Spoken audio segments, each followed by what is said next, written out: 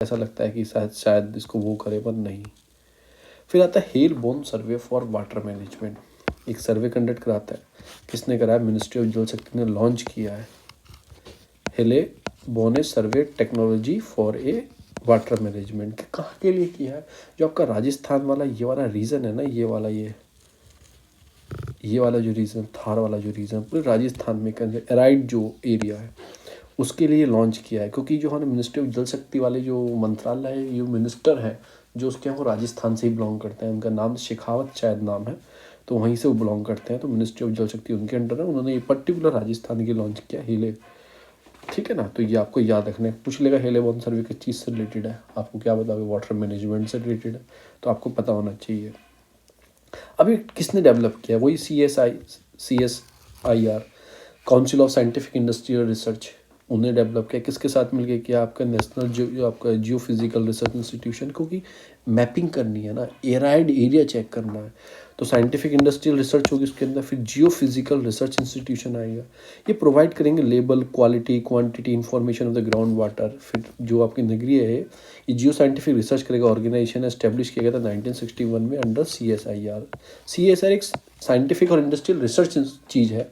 उसके अंदर ही छोटे छोटे इंस्टीट्यूशन बहुत सारे पर्टिकुलर चीज़ के लिए, सिर्फ वाटर के लिए, जियो फिजिकल रिसर्च के लिए। तो ये जियो साइंटिफिक जो रिसर्च होती है ऑर्गेनाइजेशन करता है, वो आपका NGRI करता है, नेशनल जियो फिजिकल रिसर्च इंस्टीट्यूशन। अब इस सर्वे के अंदर होगा क्या? मेन क्या करेंगे? ये हाई रिजोल्यूशन 3D इमेज लेंगे, सब surface up to the desktop, गहराई तक एक इमेज लेंगे, 3D इमेज लेंगे। मेन चीज़ क्या है? वही चेक करेंगे कि फास्टर, हाई डाटा डेंस, मतलब पानी कहाँ है, पानी कहाँ नहीं है, ये सब चीज़ें चेक करेंगे। 2 फेज़ में चलाया जाएगा। फर्स्ट पेज जो होगा कि स्पेनिंग करेगा 1 लाख स्क्वायर किलोमीटर की। पहला ये राजस्थान, फिर गुजरात, हरियाणा। तो ये देखो कि इंक्लूडिंग दिस ईयर, पहला तो राजस्थान ही है इसका, फिर थोड़ा गुजरात में है। यहाँ पे अराइड फैलता जा रहा है और डेजर्टिफिकेशन बढ़ता जा रहा है, तो सारे एरिया चेक करेगा। इम्प्लीमेंट किसके साथ करा? देखो, मिनिस्ट्री ऑफ जल शक्ति तो होगी कि वाटर मैनेजमेंट चेक करेगा, ठीक है। जो नेशनल एक्विफायर मैपिंग प्रोजेक्ट है मिनिस्ट्री ऑफ जल शक्ति का, तो ये भी कहीं ना कहीं इसको इम्प्लीमेंट कर रही है। तो ये भी आपको याद रखना है। सिग्निफिकेंस क्या है? कि एडुकेट डाटा हो तुम्हारे पास, कहीं पानी की कमी आए तो पता होना है, हमें पानी है, कोई दिक्कत नहीं है, कब खत्म होगा, कंजर्वेशन कर पाएँ कि समय से पहले हम कंजर्व कर पाएँ वाटर को, आइडेंटिफाई कर पाएँ जब तक ख़त्म होने से पहले। कोई न्यू स्कीम लॉन्च करनी, उसके लिए जैसे जल शक्ति अभियान है, ठीक है ना, घर घर जल, नल से जल, वो जो है वो पर कैसे करेंगे? पानी नहीं है, पहले पर डाटा हो तभी तो आप इम्प्लीमेंट कर पाओगे स्कीम। जैसे जल जीवन मिशन है, जल शक्ति अभियान है, ये हो गया, नेशनल रिवर लिंकेज वाटर है, ये हाइड्रोलॉजी प्रोग्राम है, प्रधानमंत्री कृषि सिंचाई योजना है, ठीक है, ये सारी हैं, अभय है, ये नेशनल वाटर मिशन है। तो ये सारी चीज़ काम कर पाए। अभी नेशनल एक्विफायर मैपिंग प्रोजेक्ट क्या है? ये एक तरह से ground water management regulation scheme है, जो चेक करती है कहाँ पे पानी नीचे है या नहीं है, एक्विफायर्स को चेक करती है, इसे मैपिंग करके रखा हुआ है, करेक्टरिस्टिक बनाई हुई फैसिलिटी करती है, sustainable management of ground water. तो ये भी आपको याद रखना है। तो आपको क्या मीन्स के लिए, अब ये है क्या सर्वे? इसे करा रही मिनिस्ट्री ऑफ जल शक्ति ने लॉन्च किया है सर्वे। किस चीज़ के लिए, किसकी हेल्प से लॉन्च किया? CSIR की हेल्प से, और ये जो उसने इंस्टीट्यूशन, दोनों की हेल्प से कौन किया? ये क्या करेंगे? मैपिंग करेंगे, 3D मैपिंग करेंगे 500 मीटर डेप्थ तक। तो ये आपको याद होना चाहिए। दूसरा आता है एंटी डिफेक्शन लॉ। क्या आता है? Anti defection law. अब ये किस चीज़ के लिए? रिसेंटली कलकत्ता हाई कोर्ट ने क्या किया कि वेस्ट बंगाल के जो स्पीकर थे, डेडलाइन दी, पास ऑर्डर किया कि डिफेक्शन केस इन्वॉल्व थे, मतलब कुछ मेंबर को उन्होंने एंटी डिफेक्शन लॉ लगा के निकाल दिया, मतलब सस्पेंड कर दिया या फिर वहाँ से ही हटा दिया पद से।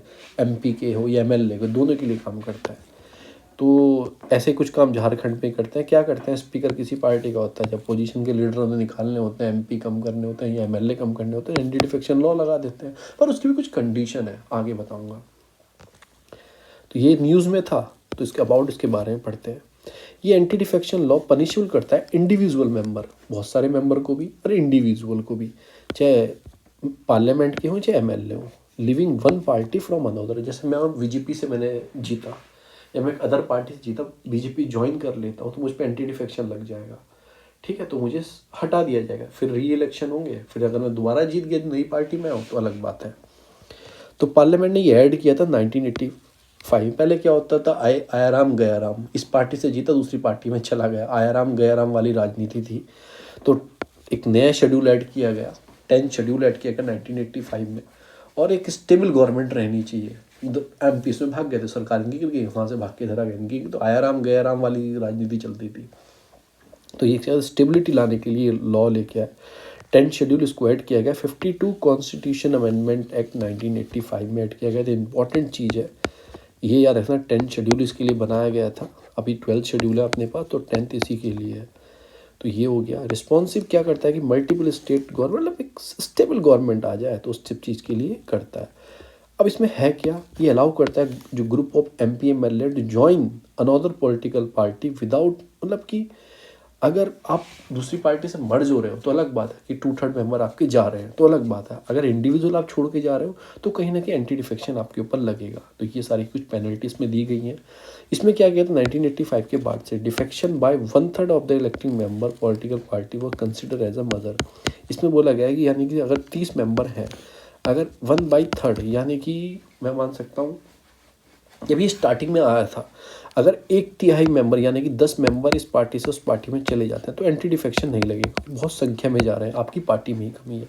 पर सरकार को लगा अभी भी कोई दिक्कत है यार, 1/3 कोई पार्टी छोटी छोटी है, किसके 20-20 MP बनते हैं, 1/3 4-5 जा सकते हैं आराम से। तो सरकार ने इसमें चेंज लेके आई 991 कॉन्स्टिट्यूशन अमेंडमेंट एक्ट से 2003 में। क्या बोले, नहीं अब 2/3 यानी कि 20, यानी कि पार्टी आधे से ज़्यादा जानी चाहिए तो ही मर्जर माना जाएगा।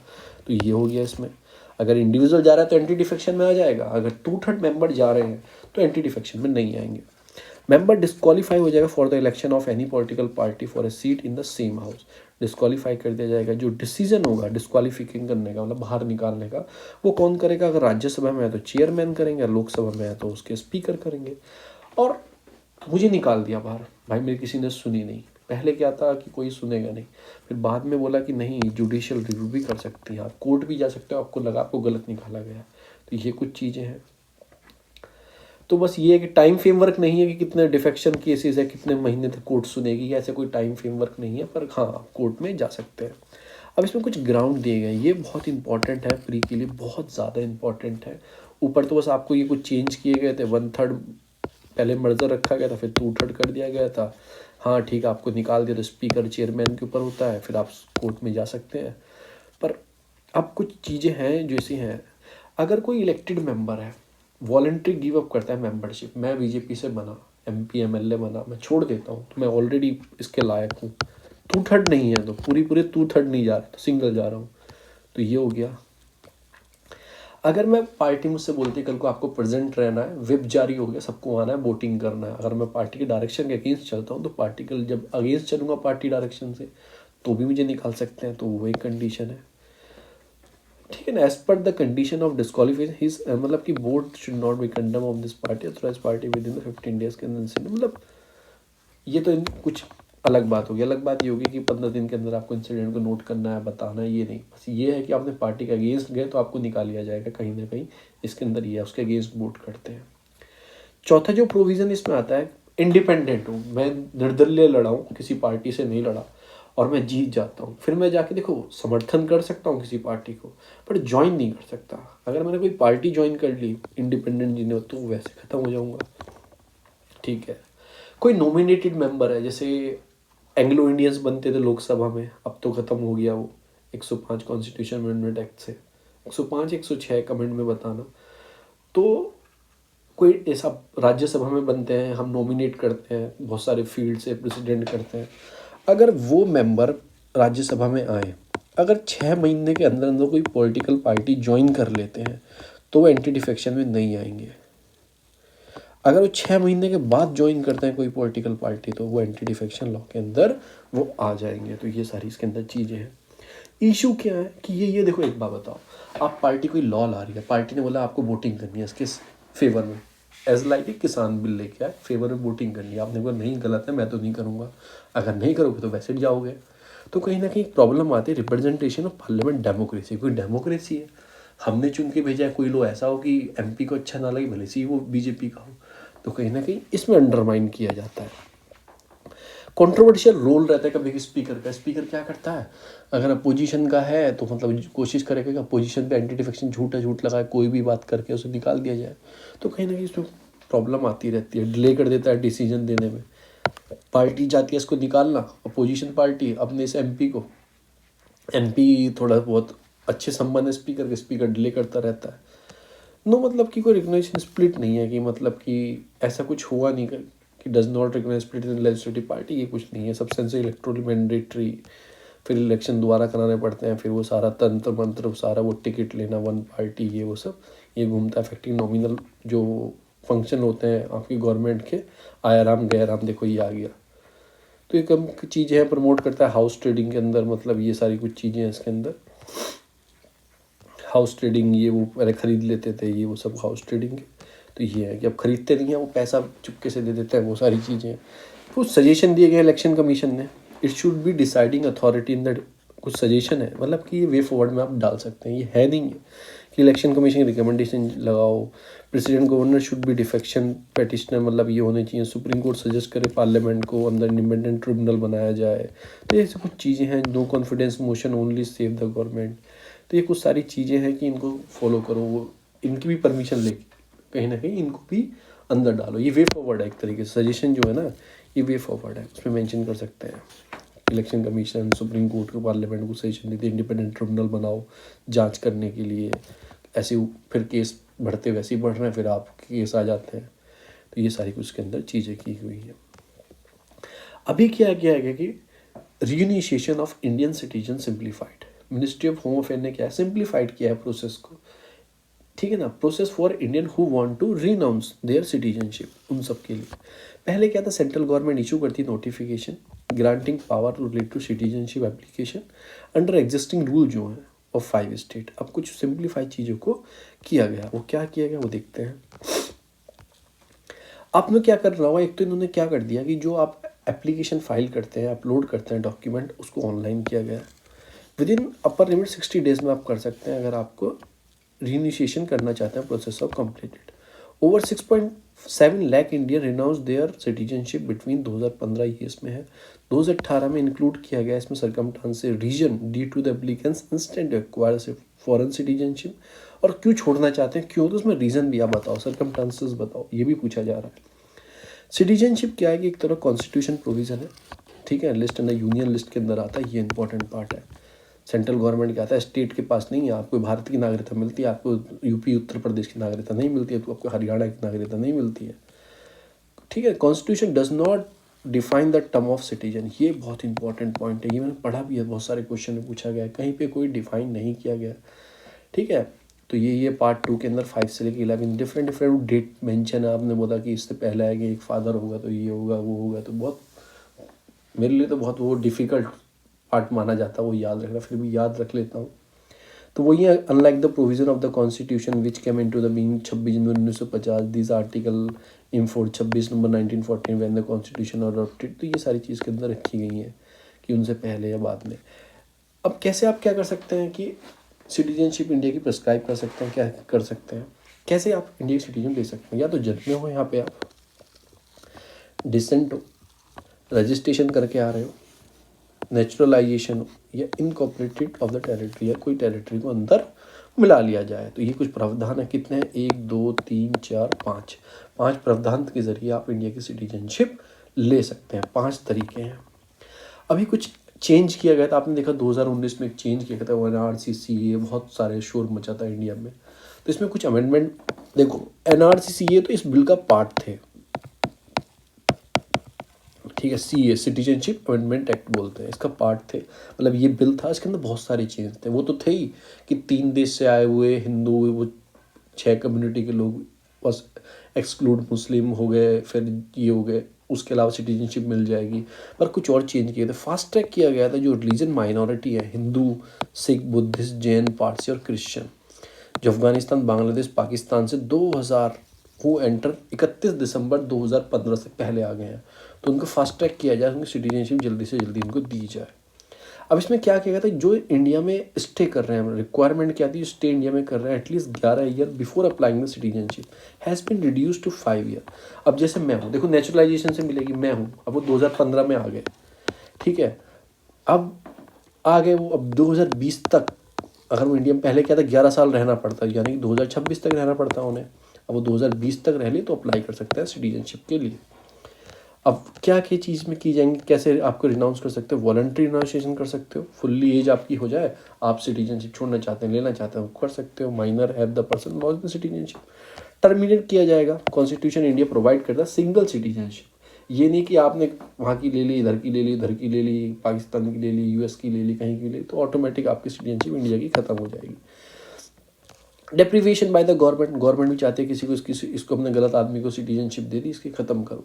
आप डिसरेस्पेक्ट कर रहे हो कॉन्स्टिट्यूशन की। कल को मैं भैया पप्पी लहरी हूँ, सॉरी पप्पी लहरी नहीं, वो एक्सपायर, उनका आज देहांत हो चुका है। मैं कल को जैसे अदनान सामी हूँ, मुझे इंडियन सिटीजनशिप मिल गई है, ठीक है, मिल गई है, कल को मैं फिर डिसरेस्पेक्ट करूँ अपने कॉन्स्टिट्यूशन की, सरकार बोलेगी भाई ऐसा है यहाँ से निकलो, तुम्हें गलत आदमी को हमने दे दिया, तुमने गलत तरीके से सिटीजनशिप को एक्वायर किया। तो वही है कि बाय फ्रॉड तरीके से आप लेके आए हो, ट्रेड कम्युनिकेशन गलत तरीके से कर रहे हो, या फिर आपको 5 साल में रजिस्ट्रेशन जो आपने किया है, आपको सिटीजनशिप मिल गई है, तो 2015 से जो पहले माइनॉरिटीज़ आए उनको 2020 में दी जाएगी, 5 साल हो जाएंगे।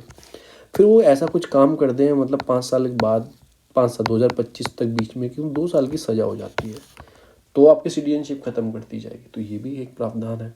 या आप इंडिया के 7 साल कंटिन्यूसली आप आउटसाइड रह रहे हैं इंडिया के, ठीक है ना, तो आपकी सिटीजनशिप इंडिया से ख़त्म कर दी जाएगी। इंडिया में एक बार भी नहीं है तो भी आपकी सिटीजनशिप ख़त्म कर दी जाएगी।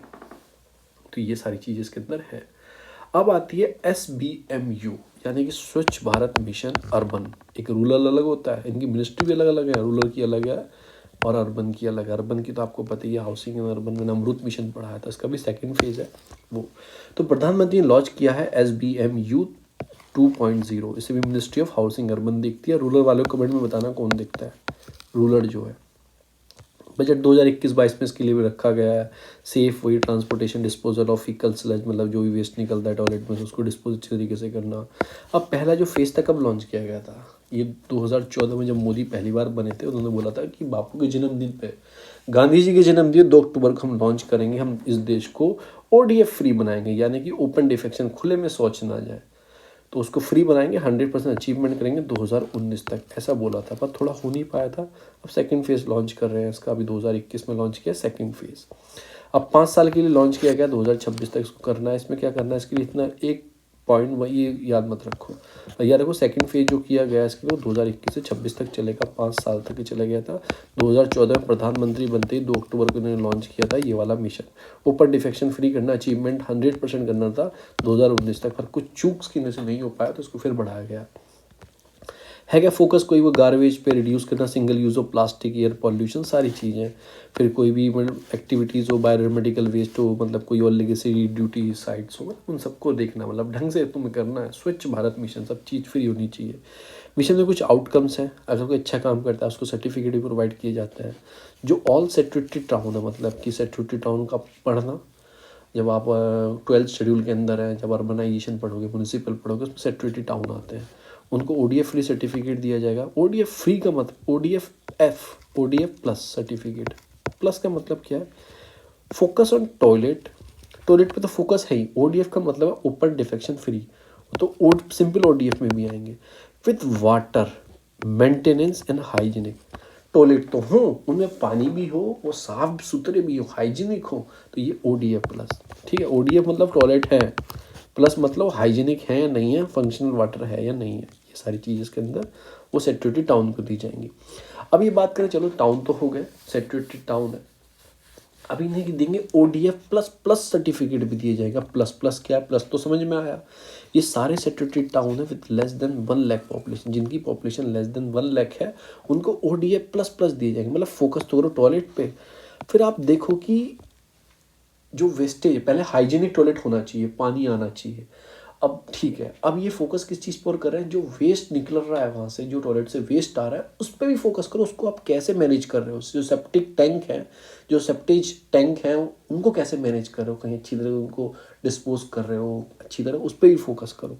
पहला क्या था, ODF का क्या काम था, ODF मतलब था कि वह टॉयलेट है या नहीं है। ODF प्लस क्या था, फंक्शनल प्लस हाइजीनिक, ये हो गया functional plus hygienic. ODF plus plus क्या है कि ये तो होना चाहिए, टॉयलेट तो होना चाहिए, फंक्शनल भी होना चाहिए, हाइजीनिक भी होना चाहिए, और एक चीज़ और, जो वेस्ट निकल रहा है, फीकल वहाँ से वेस्ट निकल रहा है, उस सेप्टिक टैंक में मैनेजमेंट है या नहीं है, ठीक है।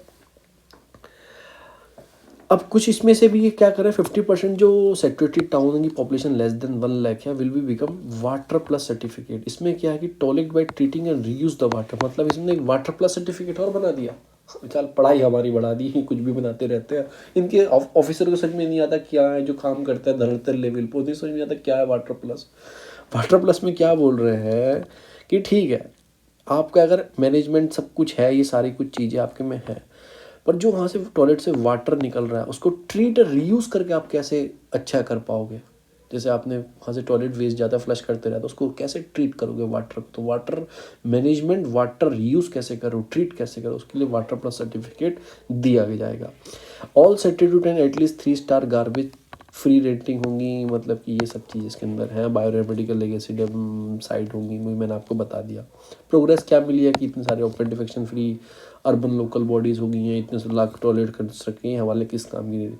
डिजिटली देखा जा रहा है कि वो आपने देखा होगा ना गांव सब लेट कर दो, वो टॉयलेट बनाना फ़ोटो खींच के भेजते हैं कि बन गया, तो उसके लिए स्वच्छता ऐप बनाया गया।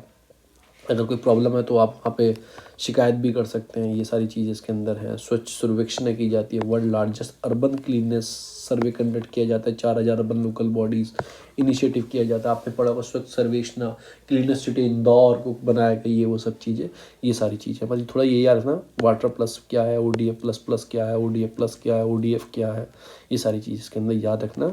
2 पॉइंट जो लॉन्च किया कितने साल के लिए किया गया है, कौन से मंथ में स्टार्टिंग किया गया था, ये स्वच्छ भारत मिशन। अब जो लेटेस्ट लॉन्च किया वो कब के लिए किया गया है, कितने साल चलेगा, उसमें क्या क्या चीज़ें हैं, ये सारी चीज़ आपको याद रखनी है।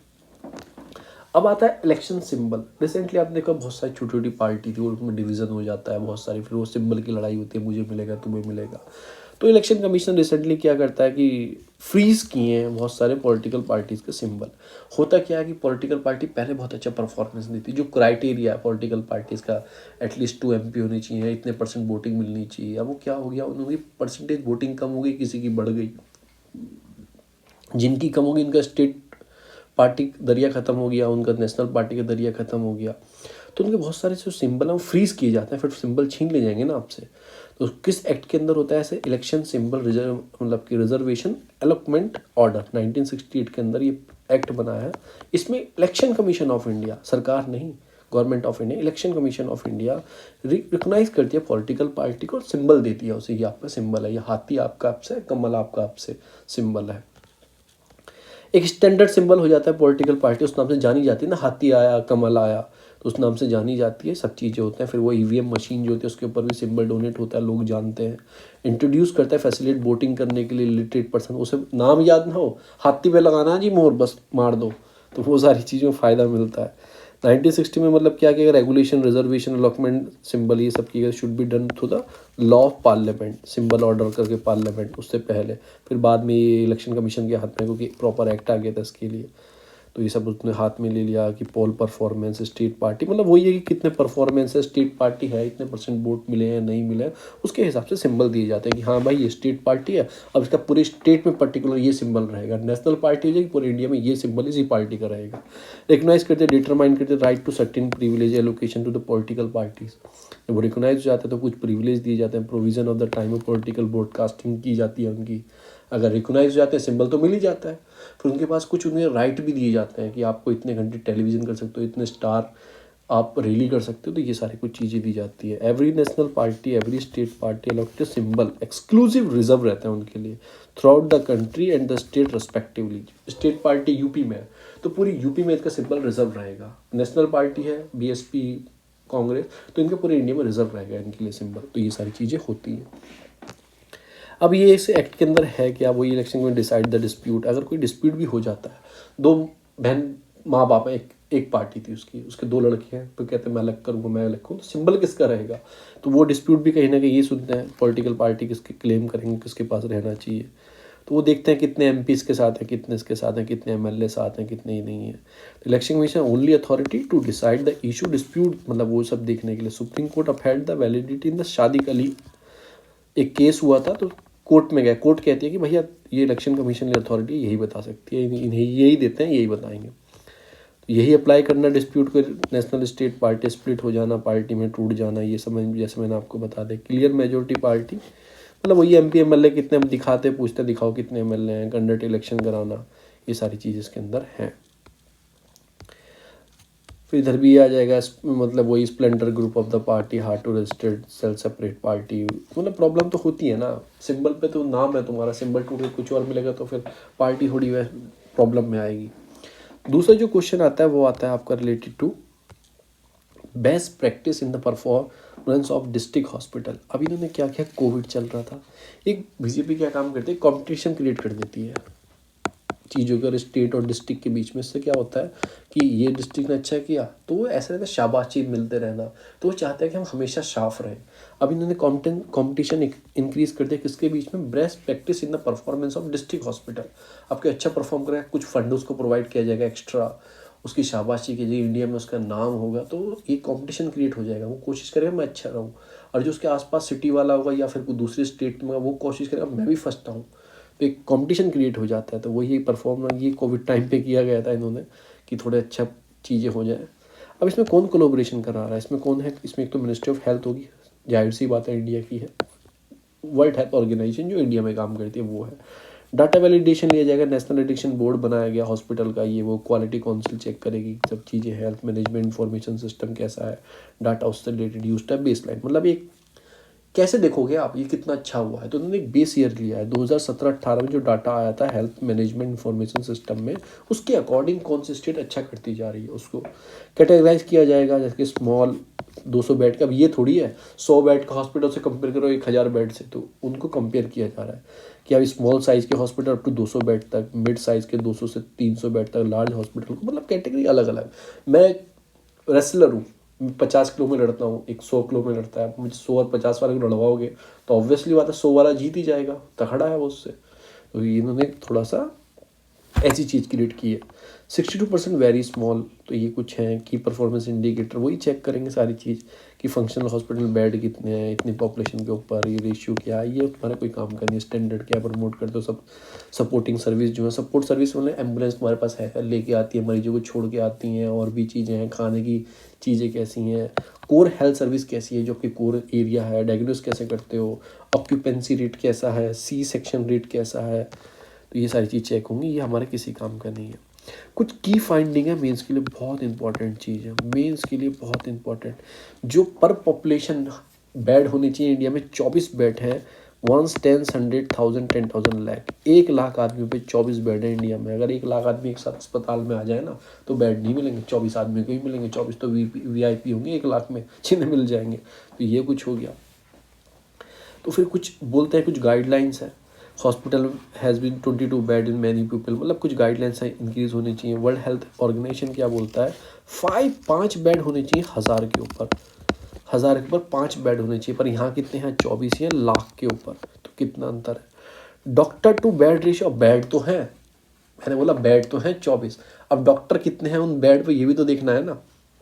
ओनली 27%, 760 डिस्ट्रिक्ट असेसमेंट किया गया, doctor to bed ratio 29 doctor हैं 100 बेड के लिए, तो ये देखना है, ये भी कुछ है।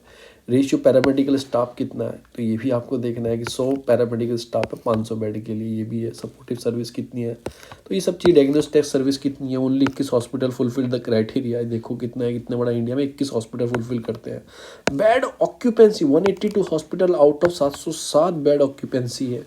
तो ये सारे OPD पेशेंट कितने, 27 OPD patient attend the district attend. अब ये सारी कुछ चीज़ें हैं जो इंडिया का स्ट्रक्चर ख़राब है, ये आप मेंस में लिख सकते हो। 2-4 चीज़ तो याद रखना कि पर बेड कितने हैं, WHO का डाटा कितना है, और डॉक्टर कितने हैं, ये 3 चीज़ तो आपको याद रखना है, और रखो या मत रखो। तो ये सारी कुछ चीज़ें याद रखना। सजेशन क्या, इंक्रीज़ करो रिसोर्सेज, पैसा चाहिए भाई इन सब चीज़ों के लिए। लिंक करो विद मेडिकल कॉलेज, भाई डिस्ट्रिक्ट हॉस्पिटल है, कोई मेडिकल कॉलेज है साथ में, उसके साथ लिंक कर दो, कम से कम थोड़ा बहुत तो बच्चे वहाँ पे आएंगे जो काम करेंगे। ऑप्टिमल रिसोर्सेज यूटिलाइजेशन, माने कि ऑप्टिमल रिसोर्सेज, ये नहीं कि रिसोर्सेज पर ही मतलब तुम उससे संगवा ही नहीं पा रहे, अच्छा कर ही नहीं पा रहे, पैसा खुद दिया जा रहा है। ऑप्टिमल रिसोर्सेज यूटिलाइजेशन करो, कम चीज़ों में अच्छी परफॉर्मेंस, तो ये भी एक क्लियर। टेली मेडिसिन सर्विस, अब सब पॉसिबल नहीं आएंगे, पर टेली मेडिसिन का यूज़ करो, ठीक है, ये है इस चीज़ के लिए। लिंकेज करो, मतलब जो ऑक्सिलरी नर्स मिडवाइफ्स है ना, जो आपकी आशा या फिर आपकी ये हैं ANM नर्स हैं गाँव में बैठती हैं, इनके साथ भी लिंकेज बनाओ, ताकि जब वहीं पे अच्छा हो जाएगा, गांव में ही अच्छा हो जाएगा, शहर लाने की ज़रूरत नहीं पड़ेगी, तो लोड नहीं बढ़ेगा, वहीं पे अच्छा जाओ। तो इनके साथ कोई लिंकेज नेटवर्क डेवलप करो एएनएम के साथ और आशा आंगनवाड़ी वर्कर के साथ, क्योंकि ये भी काम करती हैं गाँव लेवल पे, दवाई देना, प्रेग्नेंट लेडी को बताना क्या खाना है क्या नहीं खाना, तो इनको भी थोड़ा करो। पब्लिक हेल्थ केयर इंडिया में कैसा है, कॉन्स्टिट्यूशन प्रोविजंस क्या है, फेडरल स्ट्रक्चर है, सेंट्रल स्टेट डिवीजन में है, इसमें स्टेट लिस्ट में पब्लिक हेल्थ सैनिटेशन ये सब स्टेट में आता है, यूनियन लिस्ट में क्या आता है, सेंट्रल स्पॉन्सर्स की नेशनल हेल्थ मिशन है जिसमें आयुष्मान भारत है आपका, ये यूनियन लिस्ट में आता है। कॉन्करेंट लिस्ट में सब चीज़ आती हैं इसमें कि स्टेट मेडिकल एजुकेशन ड्रग ये वो सब, ये सब किस में आता है, पॉलिसी मेकिंग फंडिंग ये सब किस में आता है, कॉन्करेंट, दोनों साथ मिलकर करेंगे। अब डिजिटल हेल्थ ऑफ इंडिया में हमने क्या काम किया है, हमने national digital health mission start किया है जिसमें हेल्थ आईडी बनाएंगे, पर्सनल रिकॉर्ड रखेंगे, डीजी डॉक्टर होंगे, मतलब ये काम चल रहा है। आरोग्य सेतु अब कोविड में आपने देखा होगा, सब उसमें लॉगिन करके वो ठीक हूँ मैं भी ठीक हूँ, मेरा बराबर वाला भी ठीक है। नेशनल पॉलिसी लेके आया 2017 में, यूनिवर्सल एक्सेस होना चाहिए, good quality health care service. क्या आपको लगता है ऐसी है? सोचने का विषय, आप बताना। ग्रेजुअल इंक्रीज करना है पब्लिक हेल्थ एक्सपेंडिचर, जीडीपी के लेके जाना है 2050 तक। तो देखो 2025 तक तो हम बोल रहे हैं 2.5% लाना 2025 तक, तो आप सोचो अब कितना यूज़ कर रहे होंगे, अब तो 1.7 1.2 में चल रहा है, इतना भी यूज़ नहीं कर पा रहे हैं। आप देखना किसी डेवलपिंग कंट्री या डेवलपिंग स्टेज वाली कंट्री वो कितना करते हैं। 3 डायमेंशनल इंटीग्रेशन बनाना आयुष सिस्टम के, यही जो आप नीचे देखोगे, primary health, secondary health, tertiary health, जो आपको पता ही है ऑलरेडी। तो ये सारी चीज़ में काम करना है। दूसरा जो टॉपिक आता है वो आता है डीजी सक्षम प्रोग्राम। क्या आता है? डीजी आपका सक्षम प्रोग्राम, ये यूनियन लेवल मिनिस्ट्री और माइक्रोसॉफ्ट ने साथ मिलकर स्टार्ट किया। माइक्रोसॉफ्ट जो इंडिया जॉइंटली डेवलप किया, डीजी स्किल पर प्लेटफॉर्म डेवलप किया, डीजी सक्षम। क्या कर रहे हैं? डिजिटली सक्षम बनाएंगे, यानी कि डिजिटली स्किल किसको बनाएंगे भाई? यूथ को ही बनाओगे, एम्प्लॉयमेंट जनरेट हो पाए। ठीक है, इसमें क्या इनिशिएटिव क्या करें, एक्सटेंड किया जाएगा, प्रोग्राम सपोर्ट करेगा youth from rural and semi urban. देखो अर्बन के तो डेवलप हैं, दिल्ली के तो हैं, पर जो rural area, semi urban area, उनको तो कंप्यूटर चलाना भी नहीं आता, चीज़ें नहीं पता। तो ये माइक्रोसॉफ्ट की हेल्थ से, लेबर मिनिस्ट्री हेल्थ से प्रोग्राम चलाया गया। Free of cost training, digitally skill provide की जाएंगी। ठीक है, प्रोवाइड करना है, मोर देन 3 लाख यूथ को करना है पहले साल में। प्रायोरिटी क्या है? वही है कि जॉब सीकर जो है सेमी अर्बन एरिया में, ठीक है, उन्हें थोड़ा वो सिखाया जाए, डिजिटली स्किल बताई जाए, कम्युनिकेट किया जाए, क्योंकि एक तो लॉस्ट कर दी उन्होंने जॉब कोविड की वजह से, थोड़ा आ पाए, फिर मोदी भी गाली देते हैं ये वो सब। तो ये कंडक्ट करना है, मॉडल करियर सेंटर बनाना है, नेशनल करियर सर्विस सेंटर बनाना है, शेड्यूल कास्ट, इनके लिए थोड़ा अलग से काम करना है, ज़्यादा ध्यान देने की ज़रूरत है। इम्प्लीमेंट कौन करेगा?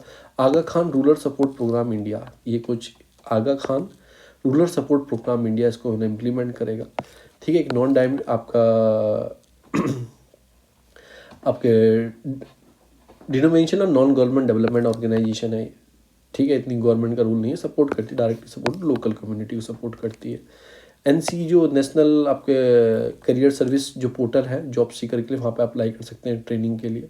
Portal one stop solution provide करने, वाइड स्टेप प्राइवेट एम्प्लॉयमेंट, ये वो सब स्किल के हिसाब से प्रोवाइड करेगा। नीड क्या है कि वही है कि रूरल एरिया में अनएम्प्लॉयमेंट रेशियो इतना है, थोड़ा कम कर पाएँ, थोड़ा उसको कंट्रोल कर पाएँ, वही सारी डोमेस्टिक इकोनॉमी को मजबूत करें, ट्रैप करें ओवरसीज एम्प्लॉयमेंट अपॉर्चुनिटी को, कि बाहर से लोग चले जाते हैं उनको पकड़ के लाएँ, यहाँ आओ यार, यहाँ काम करो, कहाँ जा रहे हो। यूथ एम्प्लॉयमेंट करें, प्रधानमंत्री कौशल विकास योजना, और भी काम कर रहे हैं, जनरेशन अनलिमिटेड इन इंडिया, युवा जिसे बोल रहे हैं, नेशनल करियर सर्विसेज, प्रधानमंत्री एम्प्लॉयमेंट जनरेशन प्रोग्राम, प्रधानमंत्री मुद्रा योजना, प्रधानमंत्री रोजगार प्रोत्साहन योजना, प्रधानमंत्री का तो आपको पता ही है। तो ये सारी चीज़ में काम करेंगे। देखो जल जीवन मिशन ऐप आ गया, ऊपर बहुत जिक्र किया आपको इस ऐप का। प्रधानमंत्री लॉन्च किया है, प्राइम मिनिस्टर साहब ने लॉन्च किया है Jal Jeevan mission mobile application on the occasion of Gandhi Jayanti. थोड़ा मैं बताया ना, ऊपर भी पानी का अमृत में बताया, स्वच्छ भारत मिशन में बताया, वाटर प्लस बताया, तो यही भी उससे कुछ ना कुछ रिलेटेड है। तो ये हर घर को जल, नल से जल, इसका सिंबल है। प्रोग्रेस रिपोर्ट चेक की गई जेजीएम की, एक तरीक़ों से कितना अच्छा काम किया। 15 फाइनेंशियल कमीशन ने बोला है कि रूरल बॉडीज़ को पैसा ग्रांट देना चाहिए ताकि वो पानी पहुंचा पाएँ।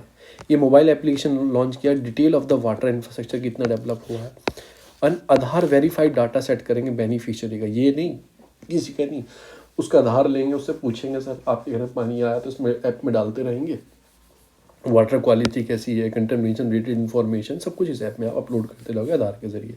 एप्लीकेशन एम क्या है, इंप्रूव करना है awareness, stakeholder, great transparency लानी है, अकाउंटेबिलिटी लानी है कि जो हम जल जीवन मिशन चला रहे हैं, हर घर को नल जल्द से जल्द जो देंगे वो ढंग से काम कर रहा है नहीं कर रहा।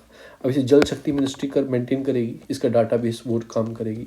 Quality of management information system develop किया जाएगा, मोबाइल ऐप है, bring all the data under one umbrella. अब काम हो रहा है, वो पता कैसे लगेगा, वो ऐसे पता लगेगा इसके ज़रिए। अब जल जीवन मिशन है क्या था, 2019 में लॉन्च किया गया था। इसका एक टारगेट था कि 55 litre water per person, 55 litre of water per person per day to every rural household, यानी 55 लीटर पानी हर आदमी को हर दिन मिल पाए गांव वाले एरिया में, और सारे आदमी को functional house hold tap connectivity देनी थी 2024 तक। बहुत इंपॉर्टेंट है, पूछा गया है। तो क्रिएट करना जन आंदोलन फॉर ए वाटर, एक जन आंदोलन तो है सबको पानी देना। तो यही है, मिनिस्ट्री ऑफ जल शक्ति इसको काम कर रही थी। एम क्या था, फंक्शनल एग्जिस्टिंग वाटर मिल पाए सबको, सस्टेनेबल एग्रीकल्चर लोग कर पाएँ, इंश्योर कर पाएँ, मतलब कि वाटर ड्रिंकिंग वाटर फैसिलिटी हो अच्छे से, कोई गंदा पानी ट्रीटमेंट उसको यूज़, ग्रे वाटर होता है जो आप फ्लश करते हो निकलता है, साबुन यूज़ करके पानी निकालते हो, यूटेंसिल धो के, वो ग्रे वाटर में आता है। तो उसको ट्रीटमेंट कर पाओ, रीयूज़ कर पाओ अच्छे से, तो वो भी इसके अंदर कहीं ना कहीं इसका पार्ट है। फोकस क्या था, डिमांड सप्लाई पे मैनेजमेंट देखना अच्छे से काम हो रहा है, क्रिएटिंग करना लोकल इंफ्रास्ट्रक्चर कि आप रेन वाटर हार्वेस्टिंग भी कर पाओ, ग्राउंड वाटर रिचार्ज भी कर पाओ। तो उन सब चीज़ों पे काम करना इस मिशन का कहीं ना कहीं पार्ट था। कम्युनिटी बेस्ड अप्रोच रखेंगे इसमें, देखो जिसको जितना पानी चाहिए उसको मिलेगा ना, उसके हिसाब से तो कम्युनिटी बेस्ड अप्रोच रखेंगे। ठीक है, इम्प्लीमेंटेशन क्या है कि पानी समिति, बहुत सारी चीज़ें हैं जो उसमें चीज़ें करी। पानी समिति implement and manage the operating maintenance village water, एक समिति डेवलप की जा रही, गांव-गांव में 10 से 15 आदमी की पानी मिल पा रहा है नहीं मिल पा रहा, उसके लिए आपके सेल्फ हेल्प ग्रुप हैं या आशा है, ये सब काम इसके लिए कर रही हैं। ग्राम सभा उसके लिए काम कर रही है। फंडिंग क्या है, जो बढ़िया स्टेट है 90 सेंट्रल देगा, सॉरी जो हिमालयन स्टेट है, नॉर्दर्न स्टेट है, 90 सेंट्रल देगा, यानी 100 रुपये आ रहे हैं सेंट्रल से इस प्रोग्राम के लिए, 90 रुपये सेंट्रल देगा, 10 रुपये स्टेट देगी।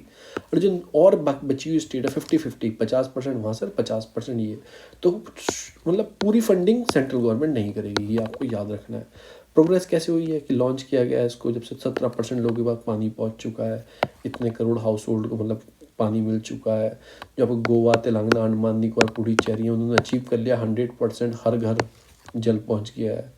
ठीक है, ऐसा लिख देगा कि कहीं भी नहीं हुआ है 100%, पर 100% हो गया है बहुत जगह। तो ये सारी चीज़ इसके अंदर है। इसका लॉन्च 2019 में किया गया था, 2024 तक क्या था, सब घर को नल से जल देना। अब ये क्या कर रहे हैं कि आपने देखा होगा कि आधार पे आप फिंगरप्रिंट लगाओ, आप पैसे निकाल लेते थे, देखा होगा ना, कोविड-19 में बैंक में लाइन नहीं, आधार पे फिंगरप्रिंट लगाओ अपने, आधार एनेबल्ड पेमेंट। तो उसके कुछ गलतियां हैं, लूप होल्स हैं उसमें। क्या है तो एक्सपोज होती है आपकी वर्नेबिलिटी। आधार एनेबल्ड पेमेंट सिस्टम जो AEPS बोलते हैं उसको, आधार से पैसे निकाला, फिंगरप्रिंट लगाया, मशीन होती है वो जैसे टिकट जैसे छोटी सी, उसमें फिंगरप्रिंट लगाया, आपका आ गया अकाउंट में इतने पैसे, वो अपने साइड से आपको दे देता है, फिर उसके अकाउंट में पहुंच जाते हैं पैसे, कुछ कमीशन उसको मिल जाता है। ये क्या है कि AEPS जो बैंक लेड मॉडल है, वी चलाओ द ऑनलाइन इंटरप्रेट, मतलब ऑनलाइन आप पैसा ट्रांजेक्शन कर सकते हैं। कुछ पॉइंट ऑफ सेल चीज़ें बनाई गई हैं, माइक्रो ATM तरह के बिजनेस कॉरस्पॉन्डिंग को दिए गए हैं, या बैंक मित्र जो हैं उनको ये मशीनें दी गई हैं जो आधार से पैसा लोगों को दे सकें, ताकि जो फाइनेंशियल इंक्लूजन है वो इंक्रीज़ कर पाएँ, लोगों को गांव तक भी चीज़ें मिल पाएँ। अब इसमें क्या किया, अनदर लेयर सिक्योरिटी इसमें ऐड की गई है कि बैंक डिटेल दो, no longer required to furnishing the carry this transaction. अब इस सब चीज़ को देखता कौन है, जो आपके ATM से आप पैसा निकालते हो, UPI यूज़ करते हो, सारा जो ऑनलाइन करते हो, उसके लिए एक बॉडी है, उसका नाम है national payment corporation of India, जो सब चीज़ को देखती है। अब ये है किसकी, NPCI या RBI और जितने इंडियन बैंक एसोसिएशन है, सारे बैंक बहुत सारे, उनकी एक बॉडी है जो सब ये जो पेमेंट सिस्टम है इसको चेक करती है। तो ये भी AEPS को भी यही देखती है, ये आपको याद रखना है। एडवांटेज क्या है कि वही है कि बैंक की ज़रूरत नहीं है, वो किसी बैंक मित्र को गांव में किसी शॉप वाले को मशीन दे देंगे, वो उससे बैंकिंग करते रहेंगे। डीपनिंग होगी सोशल सिक्योरिटी, लोगों का पैसा जा पाएगा, लास्ट माइल सर्विस लोगों को मिलेगी, और रिमूवल होगा मिडिल मैन का। लोग क्या करते थे, ठीक है बैंक में पैसा जाना पड़ेगा, 50 किलोमीटर है, वो गाँव वाले से ले लेते थे कि भाई साहब आप मुझे पैसा दे दो, बैंक में से निकाल के दे दो, वो हाई इंटरेस्ट पे देता था। तो वही है, मिडिल मैन जो पैसा लेते थे वो कम हो जाएंगे।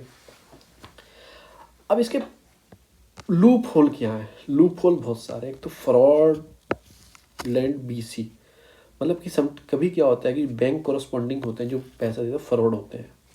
अब लोग पढ़े लिखे नहीं हैं, वो कहेंगे कि 100 रुपये निकाल लें जी, ये आधार कार्ड है ले लो, फिंगरप्रिंट लगा लो। वो 1000 रुपये निकाल लें, उनकी कोई स्कीम में आए होंगे, 1000 रुपये निकाल लें, 100 रुपये निकाल के क्या फिर बाद में उसे पता नहीं लगा। तो कभी ऐसे फ्रॉड होते हैं। नो काउंटिंग फ्रॉडलेंट ट्रांजेक्शन, मतलब कि कभी रिकॉर्ड नहीं होता फ्रॉडलेंट बीसी का, only so that transaction record में पता लगता है, ऐसे पता नहीं लगता।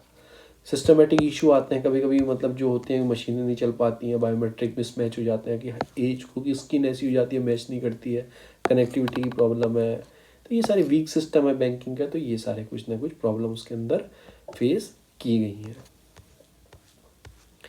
तो हमने इतना पढ़ लिया, आज का इतना ही सफिशिएंट है। कल को हम स्टार्ट करेंगे आपको स्वदेश दर्शन स्कीम। ये किसकी है, किस चीज़ के लिए, स्वदेश दर्शन स्कीम। तो बहुत बहुत धन्यवाद आपका। अगर वीडियो अच्छी लगी तो लाइक सब्सक्राइब किया करो, और मज़े से पढ़ाऊँगा और चीज़ों को एक्सप्लेन करूँगा।